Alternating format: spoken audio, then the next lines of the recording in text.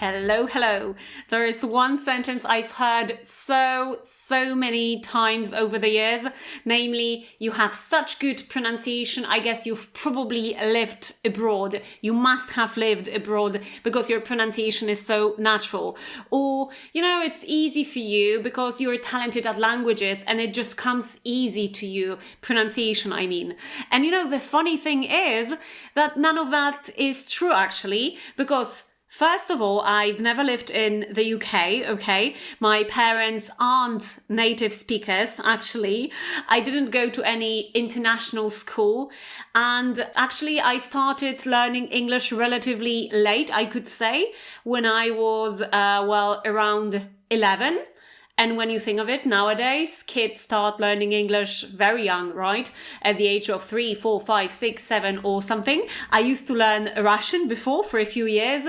So I started learning English relatively late at 11. But of course, remember, at the age of 11 at school, this learning English, the process is not so, effective, I would say, right, at school. So still, it took me a few more years before I actually started learning English, properly. So trust me, my pronunciation was definitely not naturally perfect or native-like. And today I wanted to record a bit more personal episode because very often we look at someone's skills and I can imagine we only see their final results. But, what we don't see are the hundreds of hours behind it, the awkward, stages of learning pronunciation, the mistakes, the repetition over and over again, the habits or the frustration behind this process. And honestly, I still remember how annoyed I used to get when trying to pronounce words like author or thorough, or I think that. I remember I was laughing at my teacher when she was basically forcing me to pronounce these words properly. And I would say, it's impossible. I will never master these sounds. They sound ridiculous when I basically produce them. So remember, pronunciation is not about being talented, okay? It's a skill.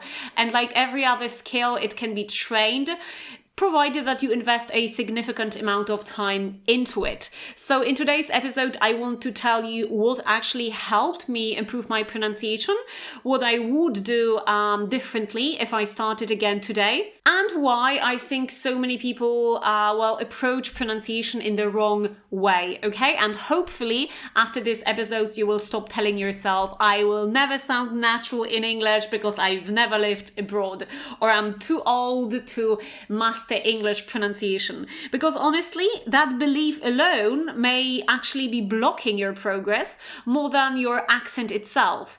So let's talk about it. So let's start with tip number 1, which is, I simply got immersed, zanurzyłam się, I got immersed in the language. So one of the biggest things that changed my pronunciation was this. I just stopped treating English like a school subject, okay? And started, surrounding myself with it on a daily basis. So I was constantly listening to podcasts, audiobooks, YouTube videos, movies, interviews, not because someone forced me to do so, okay? But I genuinely wanted this native-like pronunciation to become, familiar to me. And this is something people really underestimate, I would say. So remember, your brain needs exposure, immersion, before producing the certain foreign sounds. So you cannot just sound natural in a language that you barely hear. Let's face it, pronunciation is physical, right? It's musical, it's about rhythm, it's about intonation, connected speech. So you need to hear it over and over again before your brain starts copying it naturally, okay? And honestly, I think this is why podcasts are such a powerful tool. Even if at the beginning you don't understand everything, then still your brain is already getting used to the melody of the language, the rhythm, the contractions, this kind of natural flow of English. However, what I've just said might actually be a little contradictory to what I talked about in some of my previous episodes regarding passive learning, pasywna nauka, because very often I say, this is like my mantra, that listening to podcasts or watching Netflix alone will not magically improve your English. And I still stand by that, okay? If your goal is to improve grammar, is to improve vocabulary, business English, or speaking skills in general, then passive listening alone is usually not enough. It's not a good idea, okay? But practicing pronunciation is a bit different, because if your goal is specifically to improve pronunciation, then listening to podcasts or watching series can actually be extremely beneficial, provided that you actively pay attention to pronunciation, intonation, contractions, or even repeat after the speaker from time to time. And that actually changes everything. Okay, so let's move on to tip number 2. So another thing I noticed very early on was that native speakers don't really speak the way we learn English at school, okay? Because at school we often learn, pronunciation, I am going to do it, okay? Or I am going to do it. But native speakers say, I'm gonna do it. Or I'm going to do it, but very quickly you link sentences. I'm gonna do it. Or at school we learn, I do not know. But in reality, people say, I don't know, okay? Or for example, do you like becomes do you like? Do you like a cup of tea? And suddenly I realized, pronunciation is not only about individual sounds, okay? Of course, it's the first thing to be mastered when learning pronunciation. But later on, it's also about reductions, contractions, this kind of flow, intonation, and connected speech, mowa łączona. Because if you pronounce every single word separately, your English will sound very robotic, I would say. For example, it is worth learning English instead of it's worth learning English. It's worth learning English, okay?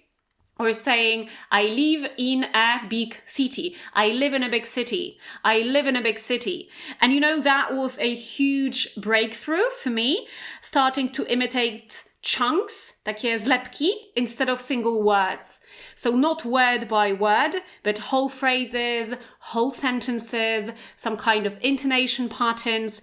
And I would literally repeat after native speakers for hours, okay? That's actually called overshadowing technique, when you're shadowing native speakers saying things, okay? And yes, sometimes it felt truly ridiculous, absurd, okay? But this is exactly how children learn language too. So they learn through imitation, right? Imitating their parents at the beginning. And this is how they learn to speak. Okay, so tip number 3. So let me tell you about something I absolutely hated doing at the beginning, but I did it anyway. And that is simply recording myself, okay? And honestly, at first it was really painful, I would say. I guess most of us don't really like the sound of our own voice. Am I right? And on top of that, if you record yourself speaking English, then listening to yourself might hurt even more, I would say. But why is it worth doing it? Because in your head, very often you might think, my pronunciation sounds pretty good. Maybe I don't really need to work on my pronunciation. And then you listen to yourself and suddenly, wait, what was that? Did I say it?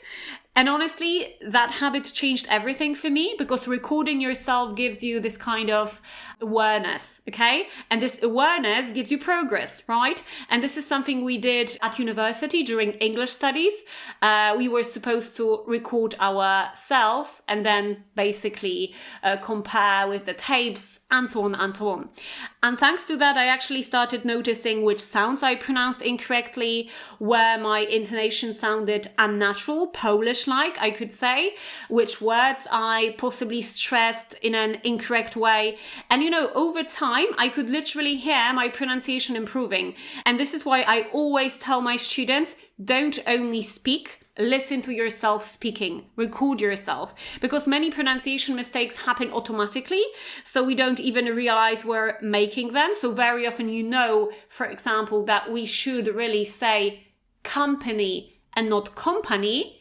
But then when we speak, this bad pattern comes back to you automatically. That's why it's really worth recording yourself, because then you're able to spot these mistakes when speaking, okay?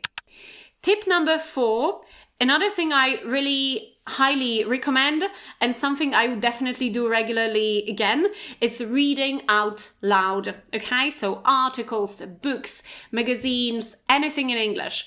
Because look, when you're speaking spontaneously, you usually focus on what? On grammar, on vocabulary, what you want to say next, right? The message you want to basically give. So naturally, your pronunciation during speaking is often worse than when you're simply reading. Because when speaking, you're not focusing on pronunciation. There is no time for that, right? And very often you get back to these bad pronunciation patterns, I would say, when speaking. But when reading out loud, you finally have the space to focus like 100% on pronunciation, right? You can focus on sounds, on stress, rhythm, intonation. And of course, this works best if you already know the basic pronunciation rules and basic English sounds, right? And from my experience, when you spend a lot of time reading out loud or recording yourself even while reading, it eventually transfers into your spontaneous speaking too, right? Because let's be real, how can your pronunciation sound natural and correct while speaking if pronouncing words correctly is already difficult even when reading them slowly out loud? Right? The same applies to Polish. So if you're not good at reading in Polish, then probably your speaking skills won't be better. Okay? That's why I always recommend that you read in English out loud as often as possible to be able to basically monitor your pronunciation. Okay, so tip number 5. So if I started working on my pronunciation again today, there are a few things I would focus on from the very beginning, okay? And first of all, I would simply stop writing pronunciation the Polish way. You know, when people write things like, especially at school, right? When the teacher pronounces the word and then you're basically with your pencil, you're writing down the way you hear it. So for example, I'm saying local, right? And then you're writing down the pronunciation as le, o, w, k, a, le, or something like that. But it's never exactly the same, right? So the problem is that Polish spelling completely distorts English sounds. The Polish spelling is not able to reflect the English sounds because a lot of English sounds, especially vowels, do not even exist in the Polish language, right? So today I would just immediately learn stress, phonetics and correct pronunciation from some reliable sources. And then I would focus on the most frequently used words first. So the words which you use most often at work, for example, in small talk, right? To make sure you pronounce them properly. Because many people learn random vocabulary instead of words they actually use daily. And pronunciation works through repetition, right? So the more often you use a word, the faster your mouth will simply memorize it. And the third thing, I would definitely start earlier. So I started focusing on pronunciation, I would say, well, at university, okay? Or maybe during my private classes before going to university. But you know, I was 19 at that time. So it was quite late. Still, I managed to achieve, let's say, native-like pronunciation, but I suppose the sooner the better, because many people postpone working on pronunciation until they become, you know, fluent enough, right, when speaking.